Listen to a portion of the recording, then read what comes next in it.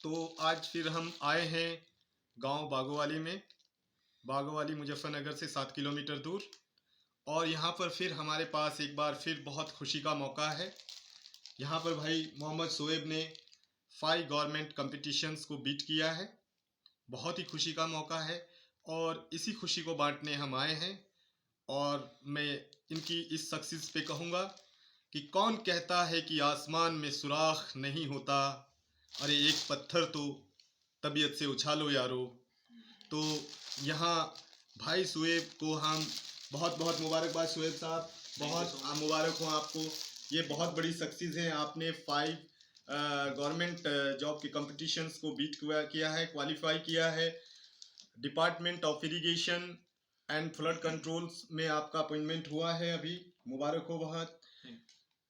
दिल्ली जल बोर्ड में JEE exam में को भी क्वालिफाई किया है और दिल्ली जल बोर्ड एसडीओ में फर्स्ट टीयर 1 एग्जाम को क्वालिफाई किया है। टीयर 2 में अपीयर होने जा रहे हैं शोएब साहब, बहुत मुबारक हो इसके लिए भी। और इसरो में फर्स्ट राउंड में सिलेक्शन हुआ है, सेकंड राउंड के लिए शॉर्टलिस्ट हुए हैं आप। और इससे पहले पेट भी आपने जो वीडियो और इसके लिए वो होता है, एग्जाम होता है ब्लॉक डेवलपमेंट ऑफिसर के लिए, वो भी आपने क्लियर किया हुआ है।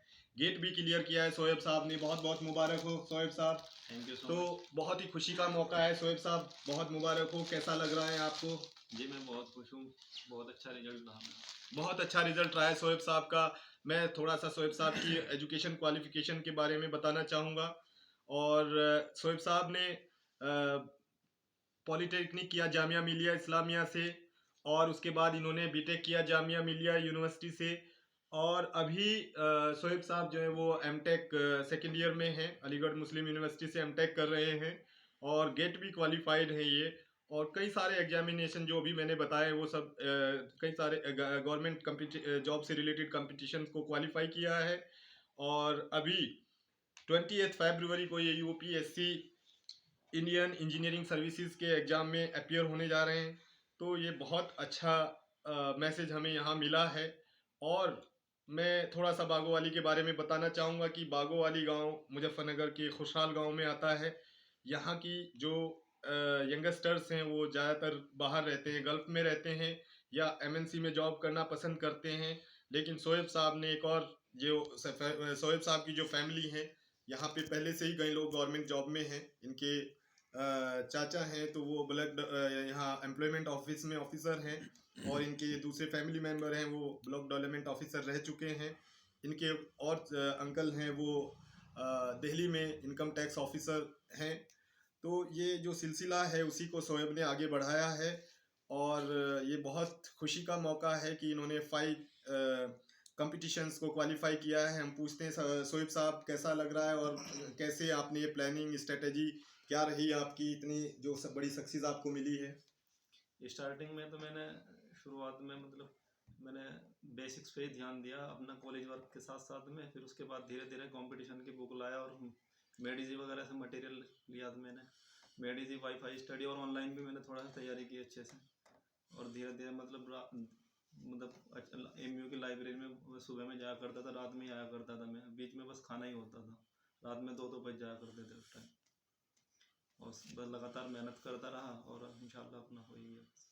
तो ये जैसे आपका गवर्नमेंट जॉब का सपना है, ये कहाँ से शुरुआत हुई इसकी? जैसे आपके गांव में एक ट्रेंड है कि या तो आपके गांव से लोग गल्फ जाते हैं या तो फिर एमएनसीज में जाते हैं बीटेक एमटेक करने के बाद। आपने जो गवर्नमेंट जॉब में आपका जो ये मिशन है, और आपने कई सारे लगातार आपका जो सिलसिला है गवर्नमेंट कंपिटी जॉब से रिलेटेड कंपटीशन को बीट करने का। सबसे पहले आपने पैट किया, department of irrigation and flood control में आपका सिलेक्शन हो चुका है। जल बोर्ड में आप फर्स्ट वेटिंग है। जल बोर्ड एसडीओ में आपका टीयर 1 क्लियर है।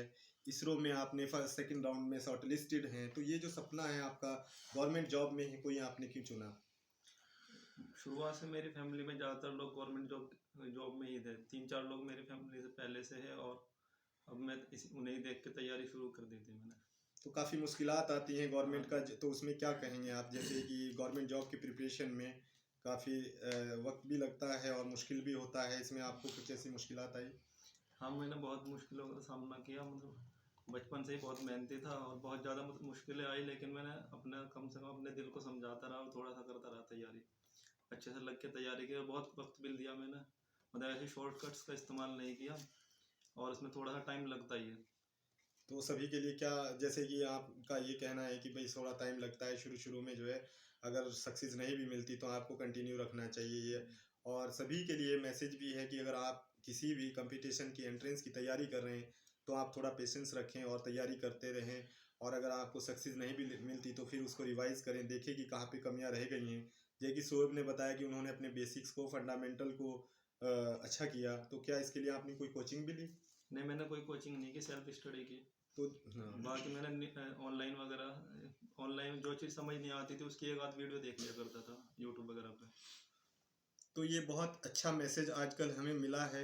महंगे होते एक्सपेंसिव कोचिंग सिस्टम के लिए एक अच्छा सॉल्यूशन है कि जो आपका self study, smart usage of internet और स्मार्ट स्टडी अप्रोच है, उससे शोएब ने भी उसी अप्रोच को अपनाया और अच्छे से स्मार्टली इन्होंने पढ़ाई की, अपनी बुक्स को अच्छे से पढ़ा, सेल्फ स्टडी की, फंडामेंटल्स बेसिक्स को स्ट्रॉन्ग किया और इंटरनेट और अदर स्टडी मटेरियल का स्मार्ट यूज़ किया, अपना टाइम टेबल बनाया, अच्छे से पढ़ाई की।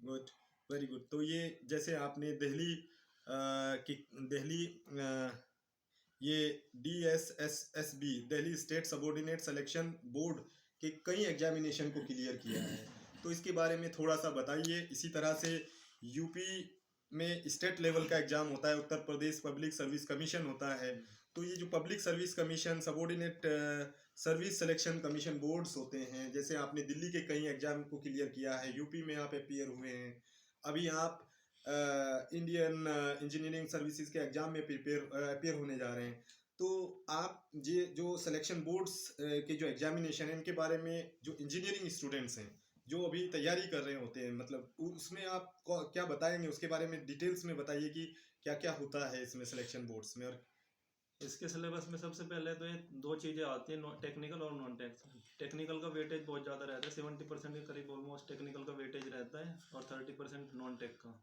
टेक्निकल की वगैरह मैंने तैयारी, मेडीज वगैरह के नोट्स थे मेरे पास, और वाईफाई स्टडी से मैं तैयारी कर रहा था।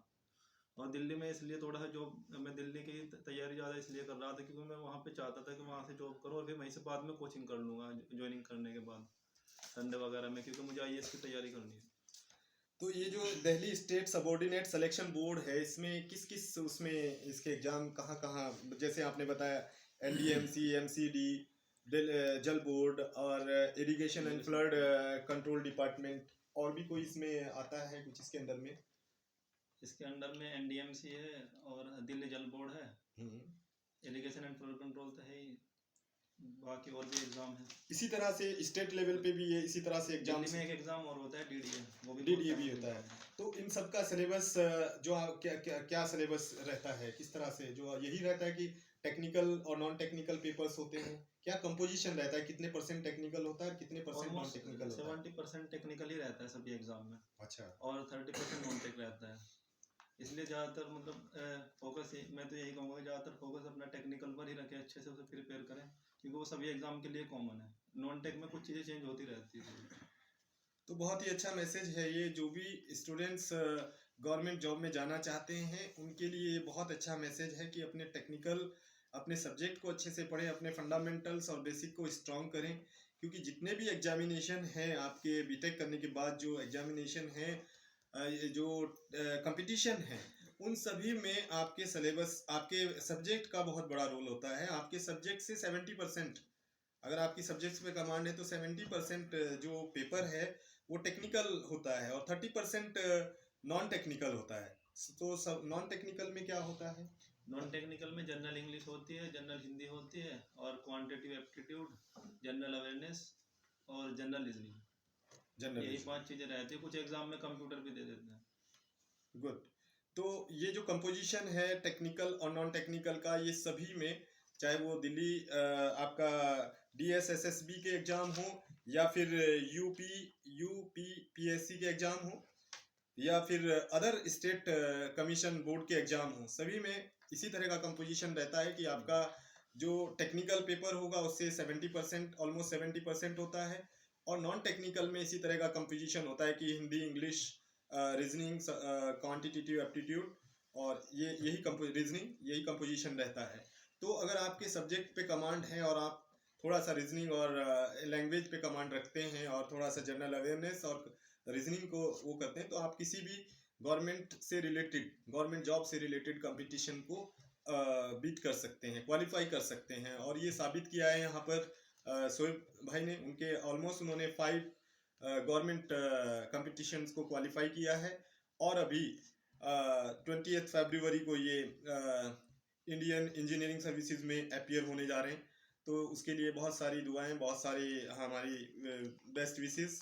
और तो हम शोएब से पूछना चाहेंगे कि जो सिलेबस है वो तो उस पर तो बात हो चुकी है, और कौन से ऐसे ऐसे एग्जाम हैं जो कि एक इंजीनियरिंग या पॉलिटेक्निक करने वाला स्टूडेंट जो है किस किस एग्जाम को टारगेट कर सकता है, किस वो उसका थोड़ा सा एलैबोरेट कीजिए प्लीज। इंजीनियरिंग में सबसे अच्छा एग्जाम जो होता है वो आईएएस होता है, इंडियन इंजीनियरिंग सर्विस, यूपीएससी से कंडक्ट कराता है। बाकी और भी बहुत सारे एग्जाम है सेंट्रल गवर्नमेंट में, एसएससी जेई रहता है, और पीएसयू वगैरह में होता है कुछ, पीएसयू में इसरो है, एनटीपीसी, एनएचपीसी वगैरह है। बाकी स्टेट गवर्नमेंट में यूपी वगैरह में तो यूपी पीएससी है, और एक यूपी पीएससी एई होता है, यूपी ट्रिपल एससी जेई कराता है, बाकी यूपी पीसीएल भी होता है।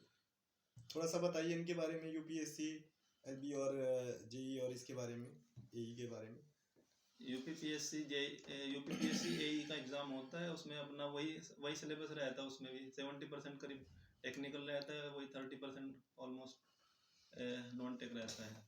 बस इसमें थोड़ा सा जनरल हिंदी ज़्यादा रहती है नॉन टेक में, और एक दूसरे एग्जाम में उसमें जनरल हिंदी के साथ जनरल अवेयरनेस रहता है। गुड। तो जैसे आपने दिल्ली सबऑर्डिनेट सिलेक्शन बोर्ड के भी एग्जाम दिए हैं, उसमें भी यही कंपोजिशन रहता है ऑलमोस्ट यही रहता है इसमें। वहाँ पे भी यही सब्जेक्ट वो रहता है। और इसकी जो वो है, जैसे आप एनडीएमसी में जा सकते हैं, एमसीडी में जा सकते हैं, जल बोर्ड में जा सकते हैं, और irrigation and flood control department में जा सकते हैं। बहुत सारी अपॉर्चुनिटीज़ हैं गवर्नमेंट जॉब में, जो कि शोएब ने यहाँ बताया बहुत डिटेल्स में। इन्होंने सिलेबस का जो कंपोजिशन है वो ऑलमोस्ट सेम रहता है, टेक्निकल, नॉन टेक्निकल और टेक्निकल का जो कंपोजिशन है वो 70-30 का रहता है। 70% टेक्निकल रहता है और 30% नॉन टेक्निकल रहता है। गुड। तो ये, और अभी आपका 20 फरवरी को इंडियन इंजीनियरिंग सर्विसेज का एग्जाम है, यूपीएससी जैसे कंडक्ट करता है। आईएएस के अलावा इंजीनियर्स के लिए आईएएस होता है। तो इसमें अभी आप किस तरह से तैयारी करते हैं, क्या सिलेबस कंपोजिशन रहता है? इसमें प्री में तीन स्टेज होती है, पहले preliminary, mains and interview. Pre में 2 एग्जाम रहेंगे, उसमें दोनों ऑब्जेक्टिव रहते हैं, एक ही दिन के अंदर होंगे। उसमें भी टेक्निकल ऑलमोस्ट 70% ही रहता है, बाकी 30% में करंट अफेयर, इंजीनियरिंग, मैथमेटिक्स, इस तरह के सब्जेक्ट रहते हैं। गुड। कैसी तैयारी चल रही है आपकी? तैयारी बहुत अच्छी है, किस तरह से टारगेट, क्या अप्रोच है अभी आपकी इसके लिए? तैयारी अच्छे से अपना चल रही है अपना धीरे धीरे, और मैं प्रीवियस ईयर क्वेश्चंस कर रहा हूँ, और टेक्स्ट बुक ऐप से अपना टेस्ट सीरीज लगा रहा हूँ आजकल। तो ऑनलाइन ये आपने ऑनलाइन पोर्टल ज्वाइन किया हुआ है, ऑनलाइन। क्या नाम है इसका? Text book. तो ये सभी कॉमन है सभी गवर्नमेंट जॉब के लिए? सभी एग्जाम के बहुत अच्छा मैसेज यहाँ मिला है कि टेक्स्ट बुक एप्लीकेशन जो है उसमें सभी गवर्नमेंट जॉब से related mock test series available है।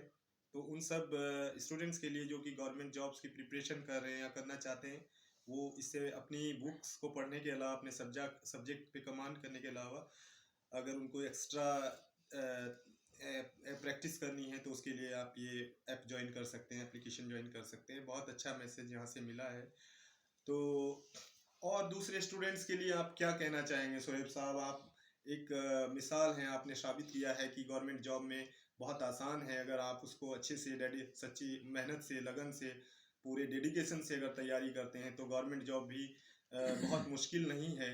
और यहाँ खासकर अपने इस उसमें अपने गांव के लिए और मुजफ्फरनगर, इस पूरे एरिया के लिए एक मैसेज दिया है कि गवर्नमेंट जॉब भी बहुत आसान हो सकती है अगर आप मेहनत से और इस स्ट्रेटेजी से आप टेक्निकल, नॉन टेक्निकल का जो कंपोजिशन आपने बनाया, अपने सब्जेक्ट से कमांड करते हैं, साथ में थोड़ा सा जो लैंग्वेज है और आपका रीजनिंग है, क्वांटिटेटिव एप्टीट्यूड से उसको स्ट्रेटेजी बना के तैयारी करते हैं, तो उसको क्वालिफाई करना बहुत आसान है। गुड।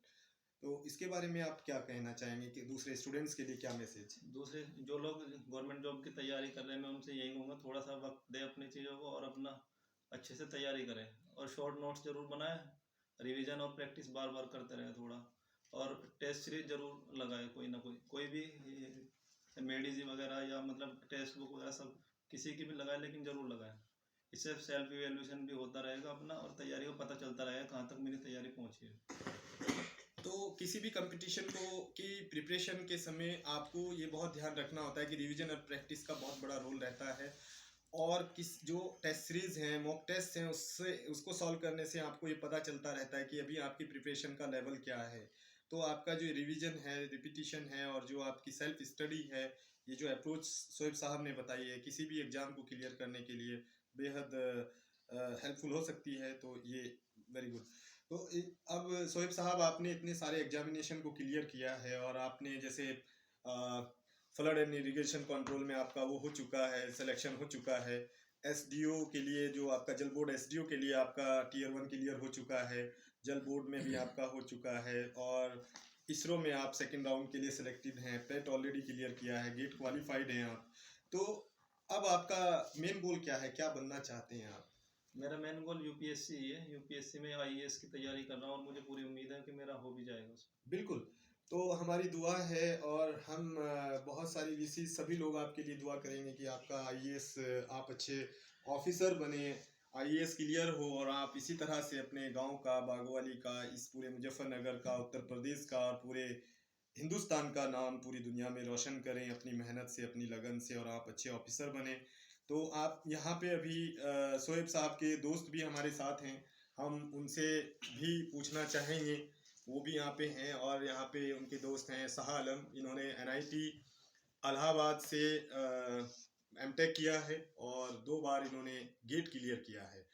तो हम इनसे पूछना चाहेंगे कि गेट क्वालिफाई, पहले तो इनसे कॉन्ग्रेचुलेशंस, आपने 2 बार गेट क्लियर किया है और एनआईटी से एमटेक किया है। तो कैसे, आप क्या स्ट्रेटेजी रही है आपकी गेट के लिए? Thank you, sir.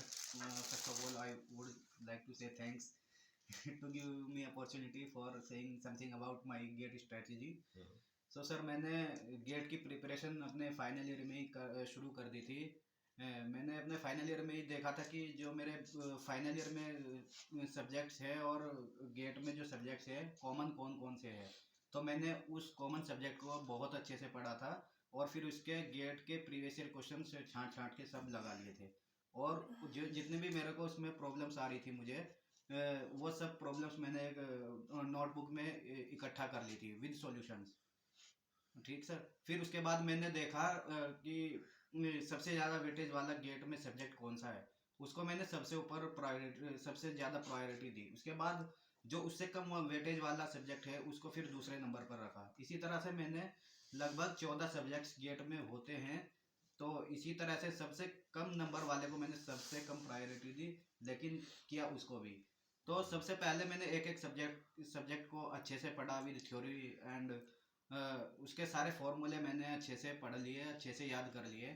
और उसके बाद फिर मैंने जब उस सब्जेक्ट के ऊपर मेरी पूरी अच्छे से कमांड हो गई, तो मैंने फिर गेट के प्रीवियस ईयर क्वेश्चंस लगाने शुरू किए एक पर्टिकुलर सब्जेक्ट पे।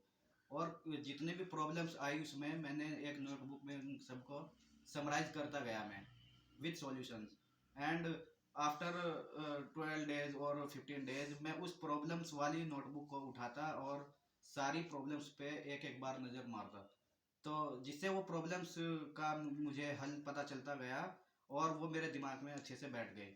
फिर उसके बाद मैंने जब देखा कि मेरी प्रॉब्लम्स धीरे धीरे एक एक करके कम होती जा रही है, और नोटबुक जो प्रॉब्लम वाली नोटबुक थी उसमें बहुत कम प्रॉब्लम्स बची है, उसके बाद मैंने एक उस टाइम पे मेडिजी की टेस्ट सीरीज लगाई।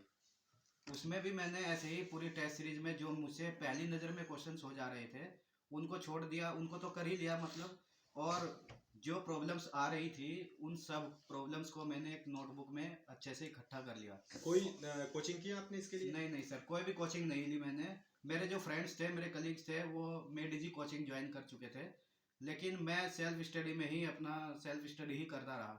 और सेल्फ स्टडी में सर मैं बताऊं, अपने पूरे कॉलेज से मेरे सबसे ज़्यादा नंबर गेट में आए थे। गुड।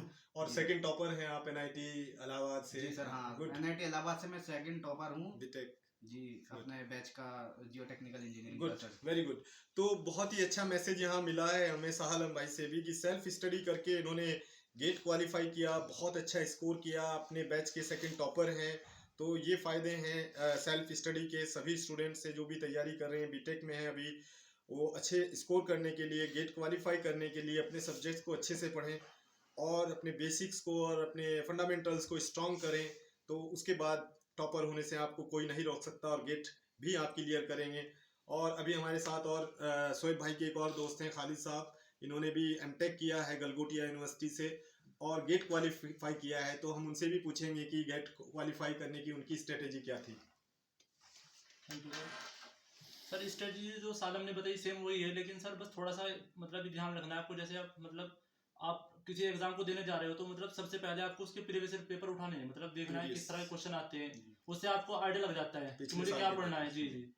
तो वही मतलब अगर आप एमटेक मतलब गेट का कोई एग्जाम देने जा रहे हैं तो आपको बीटेक के अपने सब्जेक्ट पहले अच्छे से करने होंगे, बेसिक करना होगा, उसके बाद आपको तैयारी स्टार्ट करनी होगी सर।